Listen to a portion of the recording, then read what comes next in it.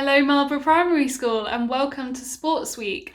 I hope you've all been doing lots of sporty activities so far and taking part in the Marlborough Olympics and earning lots of house points for your house group. Now in today's session, what we're going to be learning about is all about Japan. And you might be thinking to yourself, why Japan? What has that got to do with our Sports Week? Well, this is because Japan is hosting the 2020 Olympics. Now we know, unfortunately, the Olympics will not be taking place this summer and they have been rescheduled to next summer in 2021. What we're going to do today is we're going to look a bit more at Japan as a whole, we're going to read some stories, we're going to hear a little bit about their culture, and we might also do some craft activities as well. For this session, all you're going to need is some paper if you want to take part in the craft activity. A lot of the activities that we're going to be doing today are based on the book From Deliberate Travel, and I will leave the book linked for you so you can print it off and work through the activities with me, or you can just follow the book on the screen. So let's start off by looking at a map of Japan. From the information on this page, we can see that Japan has over 6,000 different islands. This map here is only showing 4 of them. Can you spot any of the main cities? Are there any that you've already heard of? You might have spotted the capital of Japan, and that is Tokyo. Tokyo is where the Olympics are going to be taking place next year. Other big cities in Japan include Kyoto, Hiroshima, and Nagasaki. Japan also has a huge volcano called Mount Fuji. Luckily, Mount Fuji hasn't erupted since 1707, but there is a chance that it could still erupt. Japan is in the continent Asia, and Asia is the biggest continent in the whole world by land mass. In Japan, there are 126 million people living there. In the UK, there are only 66 million people living here, which means that Japan has twice as many people as the UK. I'm now going to read you a story from Japan called The Story of Momotaro. A long, long time ago, somewhere in Japan, an old man and his wife lived alone. Every day, the wife washed clothes in a nearby stream. One day, an enormous peach came bobbing downstream. The wife picked it up and took it home. When she got home, she opened the peach with a knife to eat it, but when the peach split in two, a little boy jumped out. They called him Momotaro. Momo means peach, and Taro is a common Japanese boy's name, and brought him up as their own son. Momotaro grew up to be one of the strongest in the village. One day Momotaro heard about the ogres on Ogre Island who scared the people who lived nearby and decided to stop them. His parents prepared him with some millet dumplings for Momotaro to eat on his journey. Momotaro set off in high spirits, and on his way he met 3 animals. They all decided to join him after he gave them one of his dumplings. They were a dog, a pheasant, and a monkey. The party defeated the ogres because the dumplings had made them super strong. The leader of the ogres cried and promised to never trouble human beings again, and to return all the treasures they had ever taken from his village. Momotaro and the animals then returned back to the village with all the treasures. As you can see from this story, in Japan, animals are very, very important, and they all have different meanings to people in Japan. Here are 5 different animals: a dragon, a fish, a butterfly, a bird, and a turtle. I'm going to read you a Japanese description of these animals. Can you guess which animal I'm describing? The first animal is called Suru. In Japan, they believe that this creature means good luck and a long life. This is because these birds are rumoured to live over 1,000 years, although that's not really true. The next animal is Koi. These creatures represent keeping going and working hard.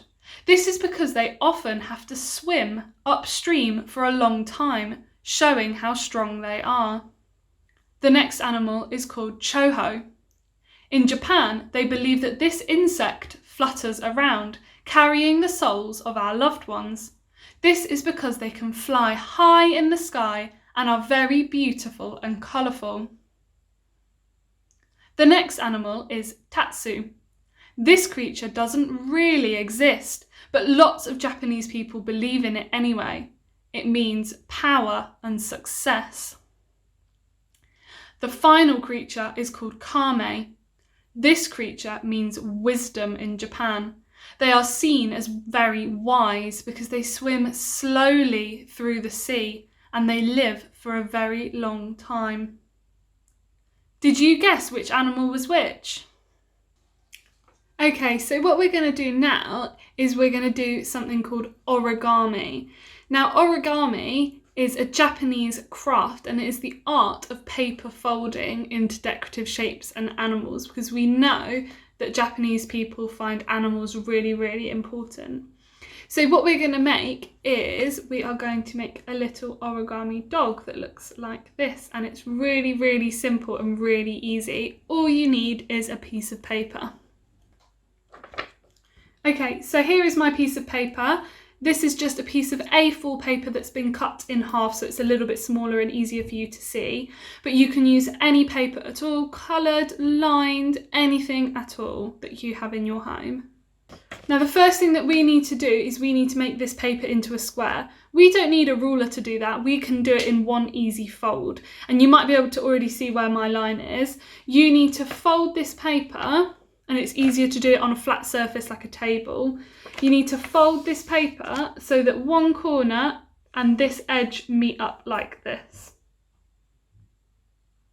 So now your shape should look like this. You've got your rectangle piece of paper and it looks like this. And what you need to do is you need to cut or tear off this excess bit of paper. We don't want it. So I'm just going to cut that excess bit of paper off. And all I'm left with is this folded in half triangle. When I open it out, it's an exact square. Luckily, this is also our first fold for our dog. Okay, so our first fold, I'll just make it really, really clear. We're folding it in half diagonally and just make it really, really neat and really clear where you folded it. Open it back up, and now we need to fold the same fold, but the other way.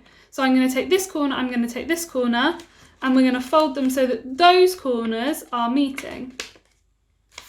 Make sure your folds are really, really clear like this. So now when I open it up, I've got a square, but you can see that I've got a fold down here and a fold across here. So now my paper looks like this. My next step is I need to fold all of the corners into the middle of the paper. So for example, I'm going to take this one corner, and just like this, I've folded it in to the middle of the paper, just like this. And I'm going to do that with all four corners. Remember, doing it on a flat surface or a table might be easier. So this is what it looks like once I've folded all four of these corners into the middle, and it looks like this here. Okay, so now my shape looks like this. What I need to do is I need to unfold one of these corners. So unfold one of these corners so that they're back out. And what I need to do is I now need to fold the corner, but I'm going to fold it to where this fold line is. Okay, so I'll show you.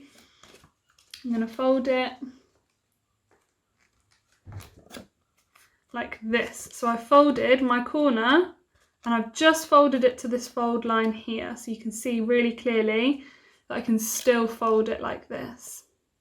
And then what you need to do is you need to fold it over again. So now this is what my shape looks like. I've got these three triangles, but I've got this one that's been folded over. Now on the opposite side, we're going to do something a little bit different. Firstly, I'm going to fold this corner out, just like this. So I've kept it from where it is here, and I've just folded it out so that it reaches this edge here. But that's not the only fold I'm going to do. I now need to fold it so that this fold I've just made is going to be on this outside line, and I'll show you and then you might get it. So I'm going to fold it like this. Okay, so I folded it once like this, and then I folded it so that this corner has gone to the outside line. So it looks like this. These two triangles are still the same. This one's folded in, this one's poking out. Now my shape looks like this. All I need to do is fold it in half like this. So I've got a rectangle and then I've got this triangle sticking out. So now I've got my rectangle with my triangle sticking out of it. What I need to do is I need to open it up a little bit and pull out this triangle here. We need to make a fold from this corner here to this corner here. So I'll do it first and then I'll show you. So this was what my shape looked like. And I've made a fold from this corner here to this corner here. Let me show you again. So this is what my shape looked like. And I've folded along here from this corner to this corner. And now my shape looks like this. Now my shape looks like this, and you can see this fold here that we made earlier. All I need to do is refold that back down so it looks like this. Now we've got to turn it over and we've got to do exactly the same thing on the other side. So we're making a fold from this corner to this corner. So firstly, I need to pull out that triangle. Then I'm going to make that fold from the corner to the corner, and then I'm going to fold that triangle back down. I'll show you one more time. This is what my shape looks like. I'm going to fold out this triangle from underneath. I'm going to fold on that diagonal, and then I'm going to fold that triangle back down. So this is what I've got. So this is my shape now. I only have one more step and then I've finished my dog. You've got a little triangle at this end and you've got a big triangle at this end. We need to look at this big triangle here. And if you have a look underneath, you can see that there's a gap. And what we need to do is we need to reach inside that gap and we're going to pull out this bit of paper here so it's folded the other way. So it looks like this. And this is my dog finished. All I need to do now is grab my pen.